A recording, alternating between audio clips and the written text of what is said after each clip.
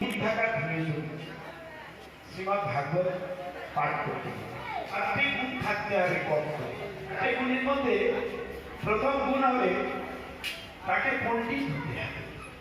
কি হতে হবে? তাকে পণ্ডিত হতে হবে, তাকে বিদ্বান হতে হবে। কি বিদ্বান হতে হবে? অধঃপতন বিদ্যায় বিদ্বান হতে হবে। অধঃপতন বিদ্যা কাকে বলে? অধঃপতন বিদ্যা হচ্ছে ভগবত জ্ঞান। ভগবত জ্ঞান অর্থাৎ ভগবান সম্বন্ধে যে জ্ঞান, সেই জ্ঞানটা তার পূর্ণরূপে থাকবে। আমরা সাধারণত পণ্ডিত বুঝি যিনি অনেক পড়াশোনা করে বহু উপাধি অর্জন করেছেন, তাকে পণ্ডিত বলা হয়। কিন্তু শাস্ত্র এই কথাটাকে একেবারে নস্যাৎ করে দিয়েছেন। আমরা জানি শ্রী চৈতন্য চরিতামৃতে আলোচনা করতে মহাপ্রভু রায় রামানন্দের সঙ্গে যখন কথা বলছিলেন, তখন বলছেন, প্রভু কহে কোন বিদ্যা বিদ্যা মধ্যে সার। কি বললেন? আমার কথা বুঝতে পেরেছেন? প্রভু কহে কোন বিদ্যা বিদ্যা মধ্যে সার। রায় কহে কৃষ্ণ ভক্তি বিনা বিদ্যা নাহি আর। কি বললাম? মহাপ্রভু জিজ্ঞাসা করছেন রায় রামানন্দকে যে কোন বিদ্যাটা বিদ্যার মধ্যে সারবস্তু। তখন রায় রামানন্দ প্রভু উত্তর দিচ্ছেন যে কৃষ্ণ ভক্তি বিনা বিদ্যা নাহি আর। কৃষ্ণ ভক্তি ছাড়া বিদ্যা নাই। আমরা যে যাই করি না কেন, যে যাই ভজন করি না কেন, যে যাই উপাসনা করি না কেন, শ্রীল প্রভুপাদ তার ভাষ্যে বলছেন এবং শ্রীল ভক্তিবিনোদ ঠাকুর তার অমৃত প্রবাহ ভাষ্যে বলেছেন যে একমাত্র কৃষ্ণ ভক্তি হল ভক্তি। কৃষ্ণ ভক্তি ছাড়া অন্য কোনো ভক্তির মাধ্যমে ভগবানকে লাভ করা যায় না। তার একটা মাধ্যম কি? তার একটা মাধ্যম হলো গুরু এবং বৈষ্ণব। কি মাধ্যম? মিডিয়াম শ্রী গুরুদেব। গুরুদেবকে গুরুদেবের অনেক সংজ্ঞা দেওয়া আছে, অনেক এভিডেন্স দেওয়া আছে শাস্ত্রে, কিন্তু আমরা জানি সহজে গুরুদেবকে গুরু মানে কি? গুরু কথাটার অর্থ কি? গু এবং রু। গু মানে যিনি অজ্ঞানতম, গুরু কথাটির অর্থ হলো যিনি আমাকে অজ্ঞানতম অন্ধকার থেকে দিব্য জ্ঞানের আলোয় নিয়ে যেতে পারেন। গুরু মানে কি? যিনি আমাকে অজ্ঞানতম অন্ধকার, অজ্ঞানতম অন্ধকারটা কি? অজ্ঞানতম অন্ধকার হলো যার হৃদয়ে কৃষ্ণ ভক্তির উন্মেষ নাই। যার হৃদয়ে কৃষ্ণ ভক্তির উন্মেষ নাই, তার হৃদয়টা অজ্ঞানতম অন্ধকারে পড়ে আছে। তাই গুরুদেবের সংজ্ঞাই হল যিনি অজ্ঞানতম অন্ধকার থেকে দিব্য জ্ঞানের আলো। দিব্য জ্ঞান বলতে, দিব্য জ্ঞান মানে ভগবত জ্ঞান, দিব্য জ্ঞান মানে অদক্ষজ জ্ঞান। সেই দিব্য জ্ঞানের আলো, অর্থাৎ ভগবান জ্ঞানের আলোয় যিনি আমাকে নিয়ে যেতে পারেন, he is the spiritual master. তিনি হচ্ছেন গুরুদেব। গুরুদেবের কাজই এটা। যিনি সদ্গুরু, তার কাজই এটা। কি কাজ? দেখুন, শ্রীল প্রভুপাদ ভক্তি সিদ্ধান্ত সরস্বতী ঠাকুর তিনি আমাদের এই জগতের জীবে দুঃখ দেখে মহাপ্রভুর অপ্রকটের পর, মহাপ্রভুর লীলা সাঙ্গ করার পর, গোস্বামীগণ লীলা সাঙ্গ করার পর সমস্ত জগৎ এই কলির জীব একেবারে মলিন দশায় চলে গিয়েছিল। 13 রকমের অপসম্প্রদায়। কত রকমের? 13 রকমের অপসম্প্রদায় এই আমাদের সমাজকে ঘিরে রেখেছিল। আউল বাউল কোট্টা ভোজা নেড়া নেড়ি দরবেশ মশাই করে বিভিন্ন সম্প্রদায় তারা কি করেছিলেন, তারা আমাদের এই যে মহাপ্রভুর প্রকৃত যে ধারা, সেই ধারাটাকে সম্পূর্ণরূপে বিলুপ্ত করে দিয়েছিলেন। সম্পূর্ণরূপে বিলুপ্ত করে দেওয়ার জন্য শুদ্ধ ভক্তি কে নিয়ে এসেছিলেন, যিনি পতিত পাবনী কে নিয়ে এসেছিলেন, কে? ভগীরথ। ভগীরথ কাকে নিয়ে এসেছিলেন? মন্দাকিনীকে, গঙ্গাদেবীকে নিয়ে এসেছিলেন। আর শুদ্ধ ভক্তি ভগীরথ শ্রীল ভক্তিবিনোদ ঠাকুর তিনি তাঁর আরাধনায় তিনি একজনকে নিয়ে এলেন আমাদের জগতে। তার মধ্যে বলি, আমাদের দেহের মধ্যে ও দেহের অঙ্গ যে আছে, অঙ্গ প্রত্যঙ্গ, তার মধ্যে কোনটা দেখতে সব থেকে বেশি সুন্দর বলতো? কোনটা ভালো হলে মানুষকে দেখতে ভালো লাগে? কোন জিনিসটা? দেহের কোন জিনিসটা? কোন অঙ্গটা? হ্যাঁ, চক্ষু। চক্ষুগুলো যদি সুন্দর হয়, নারী বা পুরুষ যদি কালো হয়, আর যদি চক্ষু যদি সুন্দর হয়, তাহলে কিন্তু তাকে দেখতে ভালো লাগে। চক্ষুর মধ্যে কোন জিনিসটা সব থেকে সুন্দর বলুন তো? এই যে চোখ আছে, তার মধ্যে কোন জিনিসটা দিয়ে আমরা দেখতে পাই বা কোন জিনিসটা দেখতে সুন্দর? চক্ষুর মধ্যে দেখতে সুন্দর হলো, হ্যাঁ, এই যে তারাটা আছে, হ্যাঁ, তার মধ্যে কোন জিনিসটা দিয়ে আমরা সব থেকে সুন্দর করে দেখি? তারার ভেতরে যে মণিটা আছে, সেই মণি দিয়ে আমরা সকলকে দর্শন করি। সেই শ্রী ভগবান শ্রীকৃষ্ণের অত্যন্ত প্রিয়তমা, যার থেকে বড় কেউ নেই, তিনি হলেন শ্রীমতী রাধারানী। আর সেই শ্রীমতী রাধারানী যে আঁখি, সেই আঁখি যে মণি, সেই মণি হলেন শ্রীল প্রভুপাদ ভক্তি সিদ্ধান্ত সরস্বতী ঠাকুর। তিনি হলেন নয়নের মণি। সেই শ্রীমতী রাধারানীর নয়নের মণি কে শ্রীল ভক্তিবিনোদ ঠাকুর, যিনি শুদ্ধ ভক্তি ভগীরথ, তিনি সেই শ্রীল প্রভুপাদকে এই জগতে নিয়ে এসেছেন। সেই প্রভুপাদ তিনি জগতের জীবের মলিন দশা দেখে, জগতের জীবের কষ্ট দেখে তিনি আমাদেরকে একটি বস্তু দান করে গেলেন, তা হল কৃষ্ণ ভক্তি।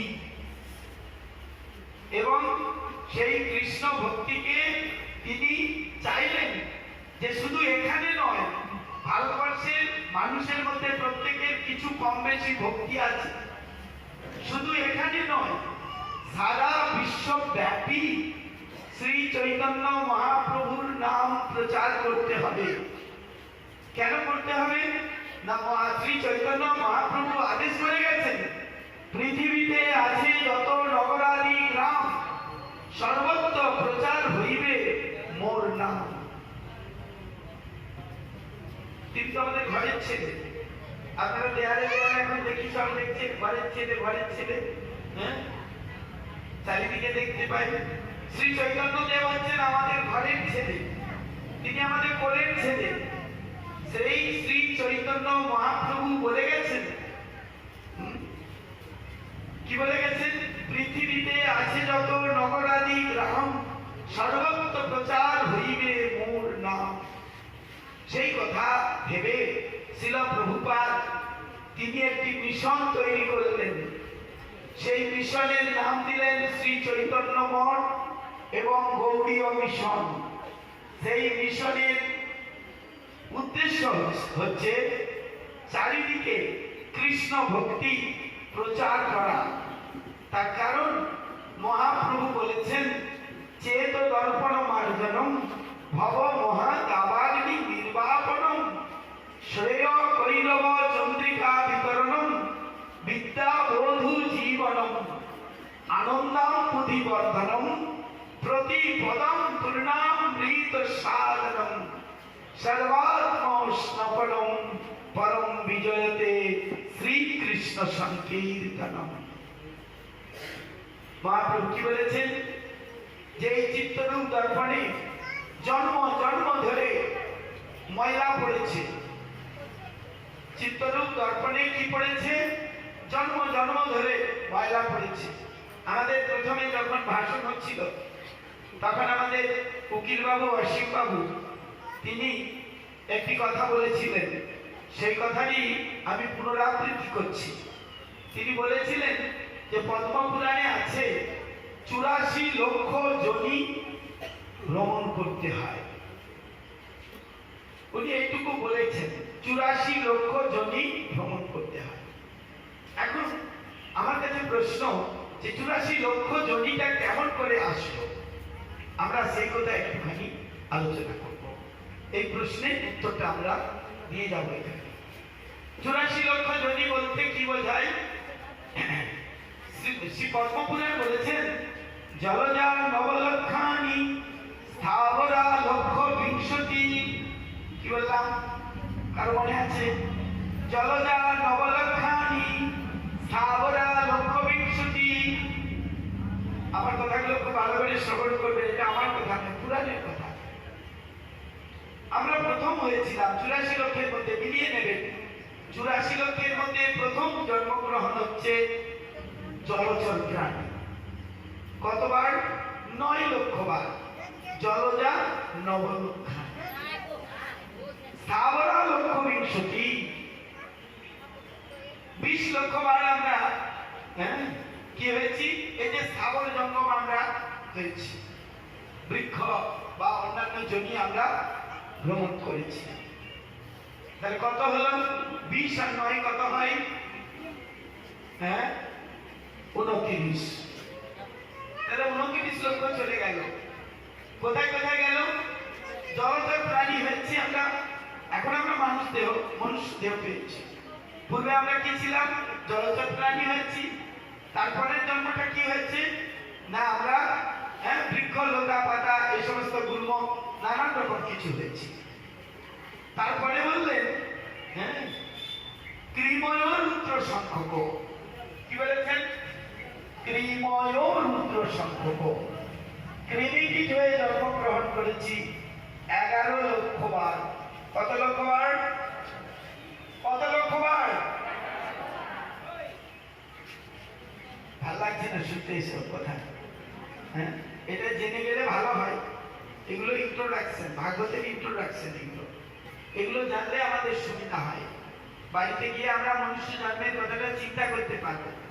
এগুলো বলার উদ্দেশ্য হচ্ছে আমাদের চেতনতার বৃদ্ধি করা, চেতনতার বিকাশ করা। তাহলে কতগুলো হলো? 11 লক্ষ বার কি হলো? কৃমিকীট হয়েছি। কৃমিকীট আমরা যে মলের মধ্যে যে কৃমি থাকে সেই কৃমিও হয়েছি। ড্রেনের মধ্যে যে কৃমি থাকে, কীট থাকে, সেই কীটও হয়েছি। নানান রকম কীট হয়েছি।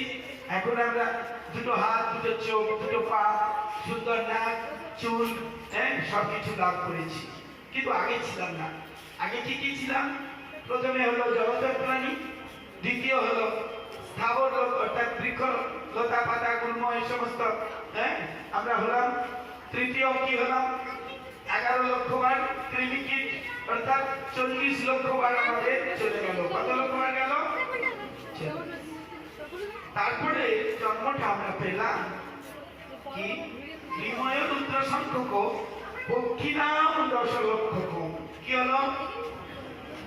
পক্ষী হয়ে আকাশে উড়লাম। কত লক্ষ বার?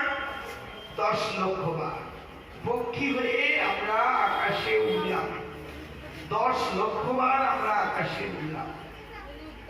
পাখির জন্ম লাভ করলাম। তাহলে 40 + 10 কত হলো? 50 হয়ে গেল। 50 লক্ষ বার জন্ম চলে গেল আমাদের। তাহলে কত কষ্ট পেয়েছি আমরা। একটা পাখির কি কোনো ঘর থাকে? একটা পাখির কি কোনো ঘর থাকে? একটা কৃমিকীটের কোনো ঘর থাকে?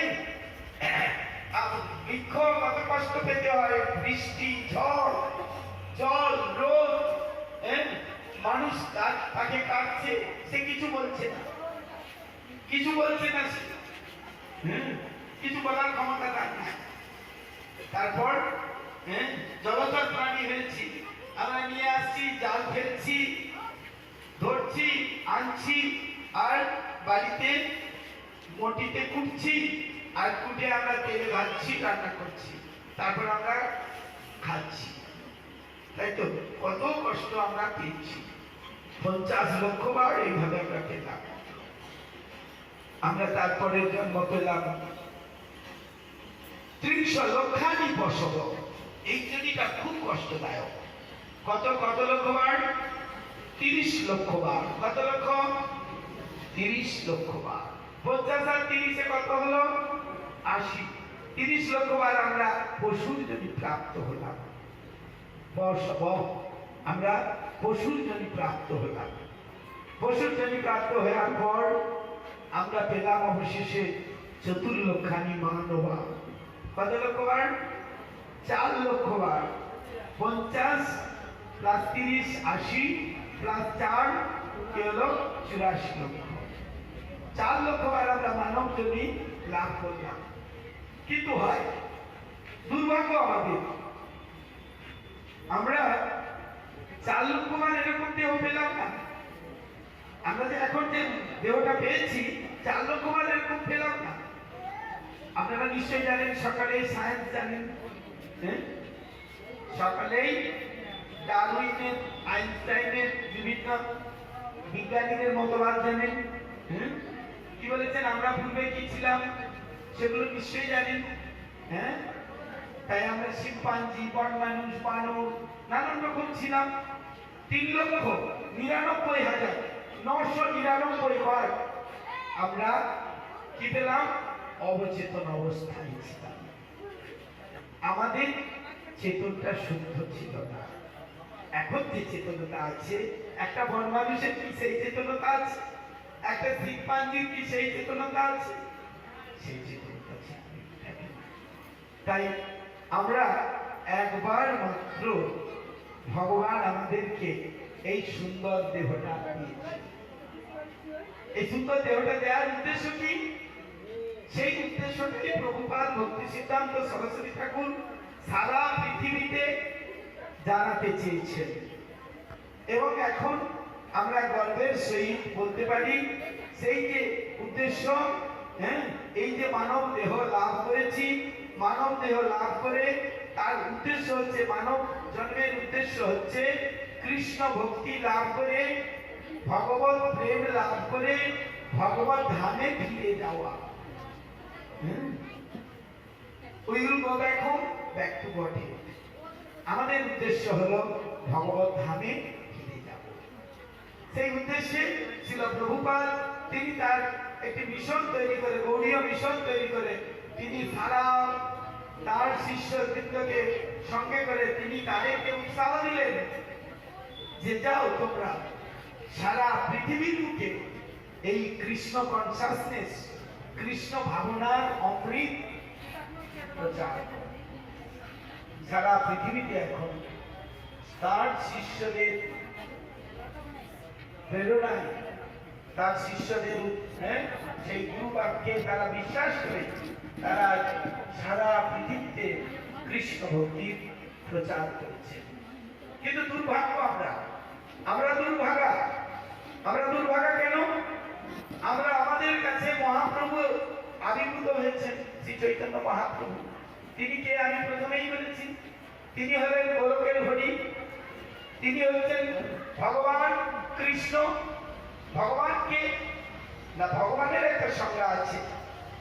ভগবানকে না, ভগবান হলেন সৈশ্বর্যপূর্ণ। কিরকম তার সংজ্ঞা? সংজ্ঞা হচ্ছে ঐশ্বর্যস্য সমগ্রস্য বীর্যস্য যশস্যয়া জ্ঞান বৈরাগ্যশ্চৈব ষড় ইতি ভোগাঙ্গ। ষড় ইতি ভোগাঙ্গ, যার মধ্যে সমগ্ররূপে ঐশ্বর্য, সমগ্ররূপে বীর্য, সমগ্ররূপে যশ, সমগ্ররূপে স্ত্রী বা সৌন্দর্য, সমগ্ররূপে বৈরাগ্য, সমগ্ররূপে জ্ঞান বিদ্যমান। He is the supreme personality of god. আমার কথাগুলো বোঝা গেল না, তাই তো? বলাটা খারাপ তো, বোঝা গেল না? আরেকবার বলি, কি কি কি কি ভগবানের কি কি ডেফিনেশন থাকবে? যাকে তাকে ভগবান বললে হবে না, যেখানে সেখানে মাথা খুঁজলে হবে না, যেখানে সেখানে গিয়ে আমি প্রণাম করলে ভগবান উনি তা বললে হবে না। যদিও ভগবান Krishna himself he is situated in everyone's heart. তিনি প্রতিটি জীবের হৃদয়ে, তিনি এমনকি অণু পরমাণুর মধ্যে আছেন। তিনি বলেছেন গীতায়, অং সর্বস্ব প্রভব মত্ত সর্বং প্রবর্ততে ইতি মত্তা ভজন্তে মাম বুধা ভাব সর্বদা। বললেন, I am the source of everything. আমি সমস্ত সৃষ্টির উৎস। আমি যত কিছু আছে সব কিছু সৃষ্টির উৎস, এবং আমি সর্বত্রই বিরাজমান। আমি সব কিছুর মধ্যে বিরাজমান। কে? না, ভগবান। তাই তার সংজ্ঞাতে আছে, তিনি তার যার মধ্যে সমগ্ররূপে ঐশ্বর্য, সমগ্ররূপে বীর্য, সমগ্ররূপে যশ, সমগ্ররূপে শ্রী বা সৌন্দর্য, সমগ্ররূপে জ্ঞান এবং সমগ্ররূপে বৈরাগ্য বিদ্যমান। He is the supreme personality of god. তিনি হলেন পরমেশ্বর, পরম পুরুষোত্তম পরমেশ্বর ভগবান। তিনি ছাড়া অন্য কাউকে ভগবান বললে শাস্ত্র স্বীকার করতেন না। শাস্ত্র কি? শাস্ত্র হলো ধর্মের আইন গ্রন্থ। শাস্ত্র হলো ধর্মের আইন মুখ। যেমন জগতে আমরা জানি সংবিধানে যে সমস্ত ল বুক আছে, সেই ল বুক যেরকম ঠিক তদ্রুপ এই যে শাস্ত্রগুলি, এই যে স্ক্রিপচারগুলি আছে, বেদিক স্ক্রিপচারগুলি আছে, এই স্ক্রিপচারগুলি হচ্ছে আইন বই। তাই এই আইন বইগুলি থেকে আমাদের জানতে হবে তারা যা বলেছেন সেটি যদি আমরা ঠিক না জানতে পারি, তাহলে কখনোই আমরা ভগবানকে ভগবান বলে স্বীকার করতে পারবো না। সেই ভগবান তিনি নিজে শ্রী চৈতন্য মহাপ্রভু রূপে কলিতে অবতীর্ণ হয়েছে, হয়ে তিনি জগৎকে শিক্ষাদান করছেন। শিক্ষাদান করে প্রভুপাদ শ্রীল ভক্তি সিদ্ধান্ত সরস্বতী ঠাকুর তার সমস্ত শিষ্যবৃন্দকে তিনি এরকম প্রেরণা দিলেন বা উৎসাহ দিলেন যে আজ সারা পৃথিবীতে কৃষ্ণ ভাবনামৃত প্রচার হচ্ছে। তাই সেই শিক্ষা আমরা কোথায় পাবো? না, শ্রীমদ্ ভাগবতমে। কোথায় পাবো? শ্রীমদ্ ভাগবতমে। শ্রীমদ্ ভাগবত গ্রন্থ যদি আমরা অধ্যয়ন করি, আমরা যদি শ্রবণ করি, তাহলে আমরা এই জগৎ থেকে অবশ্যই উদ্ধার পাব। শাস্ত্র বলেছেন, পুরাণ বলেছেন, চারটি জিনিস আমাদেরকে, আমরা যেহেতু গৃহস্থ, আমরা এখানে হাবুডুবু খাচ্ছি, আমরা এখানে মায়ার জালে হাবুডুবু খাচ্ছি, আমরা ভগবানকে চিনতে পারছি না। আমরা সদা সর্বদাই আমাদের দুটো জিনিস আমাদেরকে ভগবানকে ভুলে যাওয়ার দুটো জিনিস হলো আমাদের কাছে বাধা। সেই বাধা দুটোর নাম হচ্ছে, একটা হলো আমি, I am mister Mondal, I am mister Chatterjee, I am mister this that that that. আমি অমুক, আমি মন্ডল, আমি দাস, আমি চ্যাটার্জি, আমি মুখার্জি, আমি দত্ত, আমি অমুক তমুক, আমি ব্যারিস্টার, আমি উকিল, আমি প্রফেসর, আমি মাস্টার, আমি অমুক তমুক। এটা কি না? কথাটা কি? আমি।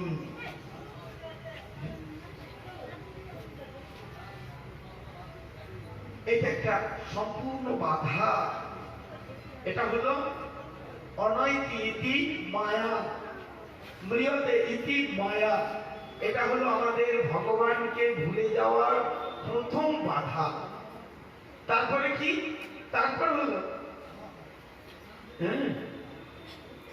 আমার, সবকিছু আমার।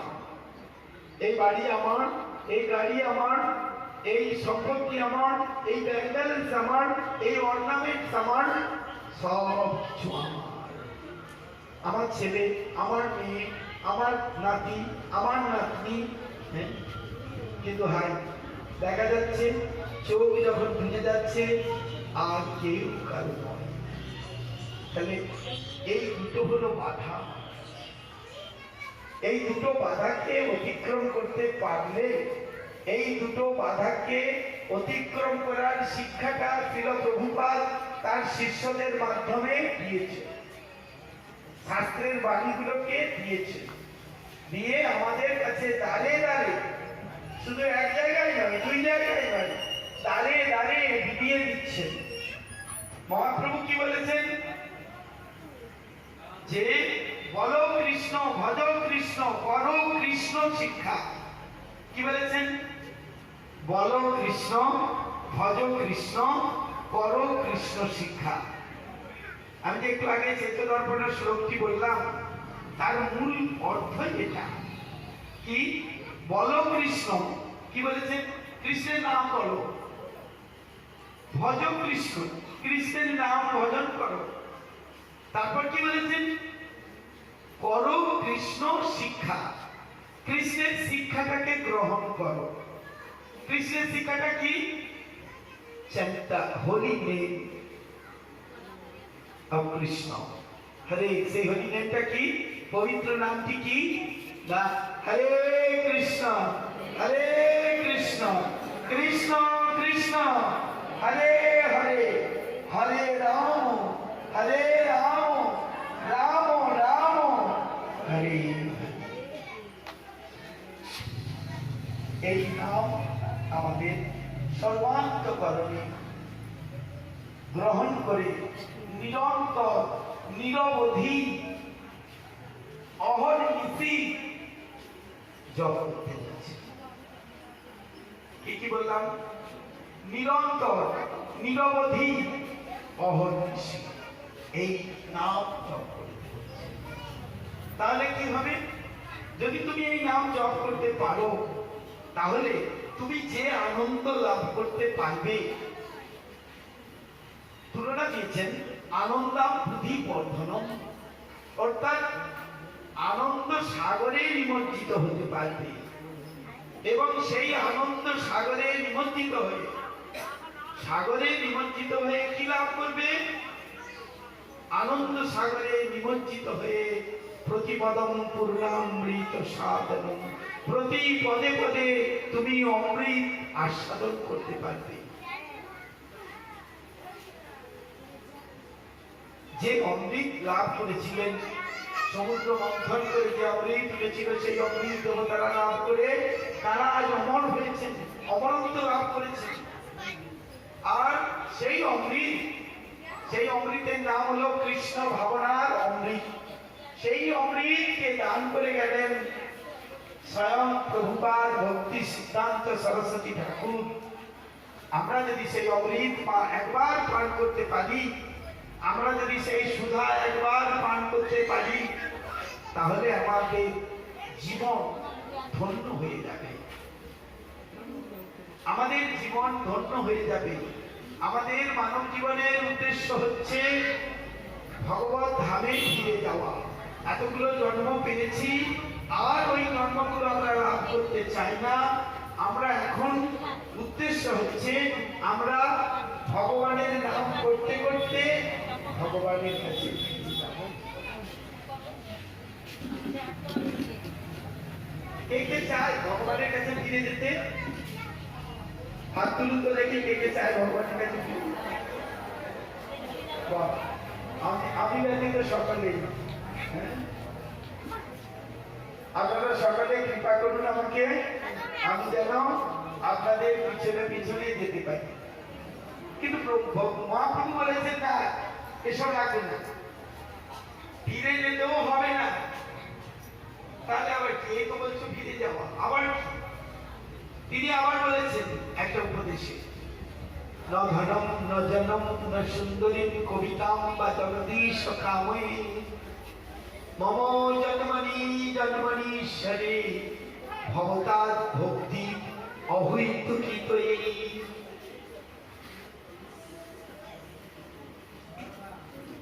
আমি ধন চাই না, আমি জন চাই না, আমি সুন্দরী রমণী চাই না, তো তুমি কি চাও? এই জগতে এগুলোই তো আছে, ধন জন সুন্দরী রমণী সুন্দর পুরুষ, এগুলোই তো আছে, আর কি চাও? তিনি বললেন, I want only unlimited devotion. আমি শুধু চাই অহৈতুকী ভক্তি, যে ভক্তির মধ্যে কোনো হেতু থাকবে না। কি বললেন? I want only unlimited devotion. আমি চাই অহৈতুকী ভক্তি, যে ভক্তির মধ্যে কোন রকম কোনো হেতু থাকবে না। ভক্তি করলেই তো আমরা সকালে চলে যাব। তাই একবার সকালে আমরা যদি কৃষ্ণ ভক্তি লাভ করতে পারি, আমরা যদি বুঝতে পারি যে আমি হলাম স্বরূপে আত্মা, I am soul, I am soul, আমি স্বরূপে আত্মা, I am not this body, আমি এই দেহ নই, আমি হলাম স্বরূপে আত্মা। আমি যদি এটা বুঝতে পারি তাহলে আমরা অবশ্যই ভগবত ধামে যেতে পারবো বা ভগবানকে জানতে পারবো। আরো হচ্ছে, যদি আমি বুঝতে পারি যে আমার স্বরূপ হয় কৃষ্ণের নিত্য দাস, জীবের স্বরূপটা কি? জীবের স্বরূপ হয় কৃষ্ণের নিত্য Das. We are only eternal servant of Krishna, not only Krishna, Krishna devotee. আমরা জীবের যে স্বরূপ, সেই স্বরূপ হচ্ছে কৃষ্ণের নিত্য দাস। এখন কেন বললেন দাস? আচ্ছা সব্যসাচী বাবু বলুন তো, আপনি দাস কি না দাস? আপনি দাস নন? আমি এই জগতের কথা বলছি, তাই তো? আমরা অবশ্যই দাস। কিরকম? উনি বলেছেন আমরা অবশ্যই দাস। কিরকম দাস? কিরকম দাস? আপনি মাস্টারমশাই বলুন, কিরকম দাস? দাস, স্ত্রীর দাস, সরি ডোন্ট মাইন্ড। আমরা সকলেই দাস। কিরকম দাস? আমরা একে অপরের উপর নির্ভরশীল না, আমরা একে অপরের উপর ভিত্তি করে আছি না।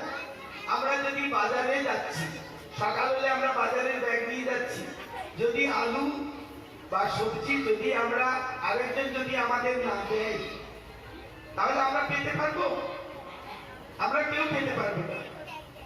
তাই আমরা সকলেই দাস। আমরা যদি এই সমাজে একে অপরের সঙ্গে অ্যাডজাস্ট করে না থাকি, তাই না? আমি ওনার কথা যদি না শুনি বা উনি যদি ওনার কথা না শুনেন, তাহলে কি হবে? সমাজে মৎসন্যায় এসে যাবে, সমাজে বিশৃঙ্খলা এসে যাবে। সেই বিশৃঙ্খলা দ্বারা কি হবে? এই জগৎ আস্তে আস্তে রসাতলে চলে যাবে। সেই জন্য আমাদের কি করতে হবে না, আমরা এই জগতে যেহেতু আমরা সকলেই দাস, সেরকম আমরা আধ্যাত্মিক জগতে যদি দেখতে চাই, সেখানে দেখতে পাবো যে আমরা সকলেই কৃষ্ণের নিত্য দাস। এই কথা জীব কি হলো? মায়াবদ্ধ জীব ইহা ভুলি গেল, অতএব মায়াটার গলায় বাঁধিল। কি হলো? আমি কৃষ্ণের নিত্য দাস, এটা ভুলে গেলাম।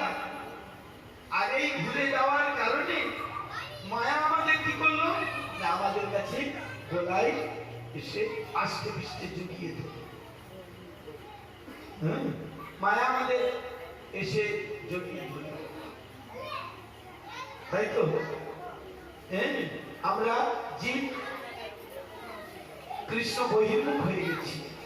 আমরা এতে মনুষ্য জীব, আমরা কৃষ্ণ বহির্মুখ হয়ে গেছি। কৃষ্ণ বহির্মুখ কাকে বলে? কৃষ্ণ উন্মুখ কাকে বলে? যারা কৃষ্ণের দাসত্ব করছেন, কৃষ্ণ ভগবান এটা জেনে সংসার পরিচালনা করছেন যে আমি তার দাস, আমি তার কৃষ্ণের আনুগত্যে, কৃষ্ণ আমার সংসারটা চালাচ্ছেন, আমি তার সেবা করছি। যেমন আমরা দেখি যে আমাদের মূল কে আছেন? আমাদের এই জগতে এই যে ভারতবর্ষে মূল আছে রাষ্ট্রপতি, রাষ্ট্রপতির কারণ রাষ্ট্রপতির আন্ডারে কে আছে? প্রধানমন্ত্রী। প্রধানমন্ত্রীর আন্ডারে আমাদের এই সমস্ত রাজ্যের যে সমস্ত মন্ত্রীরা রয়েছে, মুখ্যমন্ত্রীরা রয়েছেন, তারা রয়েছেন। প্রত্যেকেই একটা চ্যানেল আছে। এবার মুখ্যমন্ত্রীর আন্ডারে সমস্ত রাজ্যের যত বড় বড় পোস্ট আছে, ডিএম থেকে আরম্ভ করে সব সকালেই একটা না একটা দাসত্ব করছে। ঠিক তদ্রুপ আমরা সকলেই ভগবানের দাস। এই দাসটাকে আমরা যদি উপলব্ধি করতে পারি, তাহলে আমরা হয়তো একদিন না একদিন ভগবানকে জানতে পারব। আর জীব যখন এটা ভুলে যায়, কৃষ্ণ যখন বহির্মুখ হয়ে যায়, কৃষ্ণ বহির্মুখ হয়ে যায়, আমরা এই জীব তখন কি হয়? অনাদিকাল থেকে আমরা যখন বহির্মুখতা হয়ে যায়, তখন আমাদের আর কোনো বিশেষত্ব থাকে না। তাই আমাদের সেই ভাবনা, সেই চিন্তন, সেই কথা আমাদের শ্রবণ করতে হবে। আমরা যদি শ্রবণ করতে পারি, আমরা যদি স্মরণ করতে পারি, আমরা যদি ভগবানকে স্মরণ করতে পারি, ভগবানকে চিন্তন করতে পারি, আমরা তাহলে আমরা অবশ্যই ভগবত ধামে ফিরে যাব। তাই আসুন আমরা সকলে সেই একযোগে একভাবে শুধু কৃষ্ণ কৃষ্ণ কৃষ্ণ, যে ভগবান কৃষ্ণকে ডাকি। যে যাখানকার দীক্ষিতই হন না কেন, মেবি কেউ শৈব হতে পারে, কেউ সারস্বত হতে পারে, কেউ গানপ্রত হতে পারে, কেউ শাক্ত হতে পারে, এখানে কোনো প্রবলেম নেই। কিন্তু এইটুকু জেনে রাখুন, এই সমস্ত গুলি শিব, দুর্গা, কালী, যে সমস্ত 33 কোটি দেবদেবী আছেন, সেই সমস্ত দেবদেবীগুলি সকলেই ভগবান কৃষ্ণের আন্ডারে আছেন। কৃষ্ণ হলেন মূল। আমি একটু আগে বললাম রাষ্ট্রপতি, তিনি হলেন মূল, তার আন্ডারে সকলে আছেন। কাজেই আমরা যদি গাছের গোড়ায় জল দিই, গাছের মূলে যদি জল দিই, তাহলে আমাদের কি হবে? সেই বৃক্ষটা বা সেই গাছটা কি হবে? আর অন্য কোথাও জল দিতে হবে না, অন্য কোথাও কিছু করতে হবে না। তাই বৃক্ষের মূলে জল দিতে হবে। বৃক্ষের মূলটি কি? আমাদের এই জীবন বৃক্ষের মূল হলেন ভগবান কৃষ্ণ। তাই তাকে ডাকতে হবে, তাকে জানতে হবে, তাকে বুঝতে হবে, তাহলে আমরা এই জগৎ থেকে উদ্ধার লাভ করতে পারব। আচ্ছা, সব কেউ কেউ বুঝতে পেরেছে আমার কথা? আমার বলা কষ্ট মানে অসুবিধার জন্য আপনারা বুঝতে পেরেছেন, সহজ সরল ভাবে বুঝেছেন। তাহলে ভাগবতের ইন্ট্রোডাকশনটা কি হলো? আমি স্বরূপে আত্মা। কি হলো? আমি স্বরূপে আত্মা, আমি এই দেহ নই। দেহটা কি? আত্মার খোলস মাত্র। কেন কেন আত্মা? তার প্রমাণ কি করে হবে? প্রমাণটা দিয়েছেন শাস্ত্রে। কি করে প্রমাণ হবে? প্রমাণ হবে কখন? দেখুন, কোন বাড়িতে একজন মারা গেল, কোন বাড়িতে একজন মারা গেছে, কি বলে? অমুক বাবু দেহ ত্যাগ করেছে। আমি কথা ভুল বলছি? শুনছেন আপনারা? কি বললেন? অমুক বাবু দেহ ত্যাগ করেছে, তাই তো? তা অমুক বাবুটা কে? অমুক বাবু হলে দেহটা পড়ে রয়েছে, দেহটা পড়ে রয়েছে। কি বললেন? অমুক বাবু দেহ ত্যাগ করেছে। অমুক বাবু যদি দেহ ত্যাগ করে, তাহলে অমুক বাবুটাকে না, সেই আত্মা, সেই সোল অমুক বাবু। তাহলে আমাদের এই দেহটা হলো নশ্বর, এই দেহটা হলো জড়, এই দেহটা হলো আত্মার খোলস মাত্র। তাই সকলকে কি করতে হবে? সেই আত্মার অনুসন্ধান করতে হবে। আত্মার অনুসন্ধানটা করতে গেলে আমাদের গুরু বৈষ্ণবের আনুগত্যে আসতে হবে। আমরা এইভাবে হেলাফেলা জীবন চালালে আমরা হবে না, এলোমেলো জীবন চালালে হবে না। কি করতে হবে? গুরু বৈষ্ণবের শাস্ত্রের বাণীকে স্বীকার করে আমাদেরকে জীবনকে পরিচালনা করতে হবে। তাহলে আমরা বুঝতে পারব যে আমি হলাম স্বরূপে আত্মা, এবং আমার বলতে কি? আমার বলতে হলো ভগবান পরমাত্মা। ভগবান পরমাত্মা, আমি একটু আগে বলেছিলাম, Krishna situated in everyone's heart as super soul. Super soul মানে পরমাত্মা। তিনি পরমাত্মা রূপে প্রতিটি জীবের হৃদয়ে আছেন। তা তিনি যদি পরমাত্মা রূপে প্রতিটি জীবের হৃদয়ে থাকেন, তাহলে সেই পরমাত্মা হলেন আমার, ভগবান আমার। আমি একটু পরে আমি এবং আমার এই দুটি কথা বলে তারপর ভাগবতের একটু একটু করে কথা আলোচনা করতে যাব। এগুলো না জানলে ভাগবত শুনে, শুধু ভাগবতের কথা শুনে কিছু লাভ হবে না। তাই মোর জাতি নিতাই মোর জীবন ধাম, নিতাই মোর জাতি নিতাই বিহারি আর নাহি গতি, নিতাই বিহারি